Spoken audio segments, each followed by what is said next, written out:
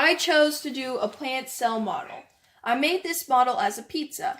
As you can see, the plant cell is rectangular or cube shaped. I chose to have the dough be the cell wall. The cell wall adds another layer of protection to the cell membrane. Only plant cells have this organelle. The sauce represents the cell membrane. The cell membrane is the initial layer of protection for the cell. All eukaryotic cells have this organelle. I chose the cheese to represent the cytoplasm.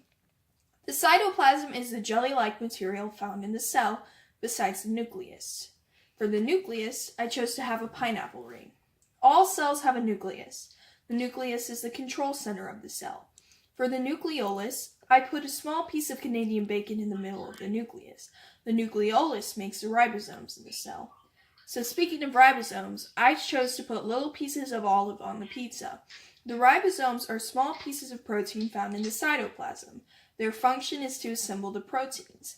For the chloroplasts, I chose to put pieces of spinach on the pizza. Chloroplasts are only found in plant cells, and their function is to convert sunlight into energy by way of photosynthesis. The vacuole is represented by the big pepperonis. The vacuole is much larger in the plant cells than in animal cells because the plants need to store much more water. The mushrooms on the pizza represent the mitochondrion. The mitochondria are the powerhouse of the cell. They convert stored chemical energy into food into useful compounds for the cell to use. The mitochondria also carry out cellular respiration. Next up is the Golgi body. I represented this organelle with pieces of onion. The Golgi body's primary function is to modify, sort, and package proteins for the cell. Going back to the nucleus, the line of pizza sauce around the nucleus is the nuclear envelope. The nuclear envelope is a thin membrane that shapes the nucleus and allows material to move in or out. The lysosomes are represented on my pizza by the olives. Lysosomes are organelles filled with enzymes to break down lipids, carbs, and proteins so the cell can use them. These organelles are basically tiny little stomachs in your cells, and they are 10 times more lysosomes in your white blood cells than in any part of the cell. Last but not least, we have the two types of endoplasmic reticulum, abbreviated by ER. I chose to represent these organelles by cooked pasta noodles. First up is the smooth ER. The smooth ER has no ribosomes on it and is responsible for the lipid portion of the cell membrane. However, rough ER has ribosomes on it and is involved in protein synthesis modification.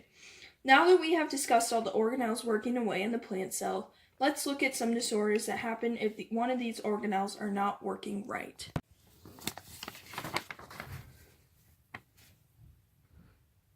Let's start off with what happens when lysosomes are not working properly. Tay-Sachs disease happens when the lysosomes don't break down the proper molecules and those molecules start accumulating. The symptoms of this disease include irritability, seizures, blindness, deafness, and paralysis. This disease targets the animal cell, and children who are diagnosed from this disease typically pass around the age of 5. This disease is sadly listed as an incurable disease. Another disease that targets a different organelle in the animal cell is mitochondrial disease.